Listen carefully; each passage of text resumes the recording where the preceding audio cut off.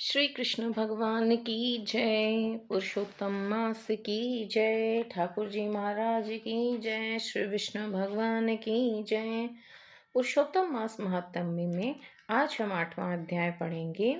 सूत जी बोले, हे तपोधन, विष्णु और श्री कृष्ण का संवाद सुनकर नारद जी ने पुनः प्रश्न किया, हे प्रभु, लक्ष्मीपति के वैकुंठ गमन के पश्चात क्या हुआ, सो मुझे सुनाओ।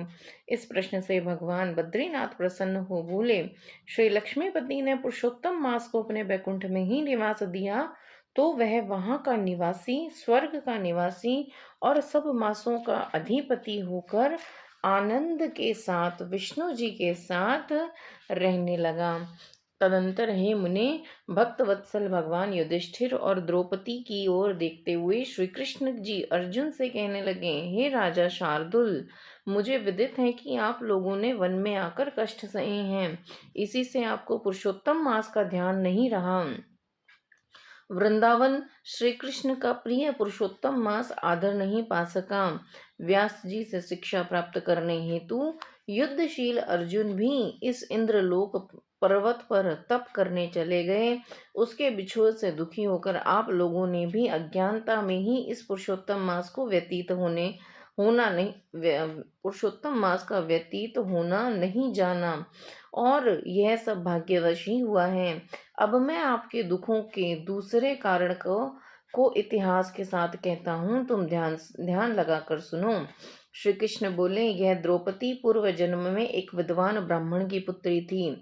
समय बीतने पर यह 10वें वर्ष में आई तो इसके नेत्र बड़े सुंदर हो गए और रूप निखर आया। यह चतुर्गुणी और सुंदरी थी और पिता की अति प्यारी थी। पिता ने उसे पुत्र की भांति पाल पोसा था, कभी उपेक्षा नहीं की। वह साहित्य, शास्त्र और नीति में निपुण हो गई थी। माता की मृत्यु पहले से हो गई थी, इससे उसे पिता ने ही पाल पोस कर बड़ा किया था। पड़ोसियों सखियों का सुख देखकर वह भी पुत्र आदि की कामना करने लगी।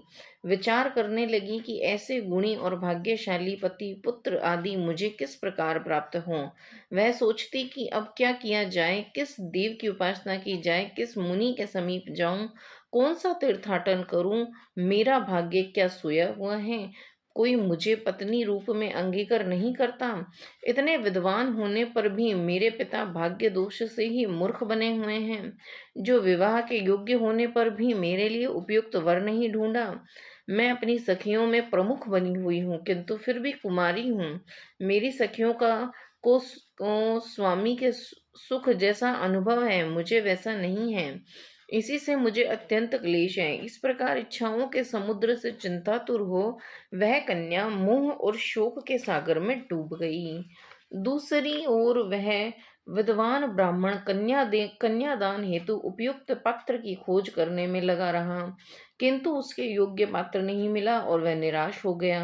अपनी कन्या के दुर्भाग्य से उसके संकल्प का पिंजरा टूट गया और द्वे देवशात उसे तीव्र एवं दारुण ज्वर ने ग्रस्त कर लिया। उसने अपनी पुत्री को स्मरण किया, किंतु जब तक भयभीत पुत्री उस तक आई कि उसके प्राण निकल गए। वह कन्यादान करने की प्रसन्नता भी अनुभव नहीं कर सका। गृहस्थ धर्म में पालन किए गए परिश्रम की चिंताएं एवं संसार की सब वासनाएं छोड़कर हरि के साथ अपने को तन्मय कर देता है। इसी तरह वह निपुण ब्राह्मण ने नील कमल की भांति सुंदर त्रिभंग ललित स्वरूप श्री हरि पुरुषोत्तम स्वरूप में अपना चित्त लगाकर उन्हें स्मरण किया। हे राजाओं के राजा, हे राधा के संग भ्रमण करने वाले, प्रचंड भुजाओं से दैत्यों का हरण करने वाले श्री कृष्ण, हे गोविंद, हे मुरारी, राधिका पति, मैं आपकी वंदना करता हूँ। हे नाथ, हे ऋषिकेश, आपकी वंदना करता हूँ, मेरी रक्षा करो। उस मुनि के ऐसे वचनों को सुनकर भगवान के लोक से उनके पार्षद आ पहुंचे और मृतक की आत्मा लेकर भगवान के चरणारविंदों में प्रस्तुत कर दी। अपने पिता को मृत पाकर वह कन्या हाहाकार करके रोने लगी। पिता के शरीर को गोद में रखे वह दारुण विलाप करने लगी। हाय पिताजी, अपनी पुत्री को सुख से रखने वाले कृपालु, मुझे आप किसके आश्रय छोड़ गए। मुझ पितृहीन की अब कौन रक्षा करेगा? न मेरा कोई भाई है, न कोई कुटुंबी जन, मेरी तपस्विनी माता भी तो नहीं है। हाय, मेरे भोजन वस्त्र की चिंता अब कौन करेगा? हे पुत्रों और प्यार करने वाले पिता, तुम बिना विवाह किए हुए मुझे छोड़कर कहाँ गए? हे तपोनिधि, लौट कर यहाँ आओ। इस प्रकार अश्रु बहाती हुई वह ब्राह्मण बालिका बारंबार रुदन करती रही। उसका ऐसा करुण रुदन सुनकर उस वन में निवास करने वाले अन्य ब्राह्मण सोचने लगे कि ऐसे करुण स्वर में कौन रो रहा है। तो पता लगाया कि ब्राह्मण की पुत्री रो रही है। उसका पिता मृत्यु को प्राप्त हो गया है। सो सब एकत्रित होकर विलाप करते हुए इस ब्राह्मण बालिका के निकट पहुंचे और रुदन करने लगा। अंत में उन्होंने उस बालिका की गोद में मृतक शरीर को उठाया और काष्ठाग्नि से चिता बनाकर शिवालय के निकट शमशान में उसकी अंत्येष्टि कर दी। और तदंतर दुखी ब्राह्मण बालिका को धीरज बंधाकर सब अपने अपने निवास स्थान लौट गए। बालिका ने पिता के सभी अर्धदैविक विधानों में यथाशक्ति व्यय किया और उसी वन में अपने पिता के बिछोह में दुखी होकर रहने लगी। श्री पुरुषोत्तम मास महात्म्य 8वां अध्याय यहाँ संपन्न हो गया है। आगे हम पढ़ेंगे 9वें अध्याय में क्या होता है। बोलो श्री कृष्ण भगवान की जय।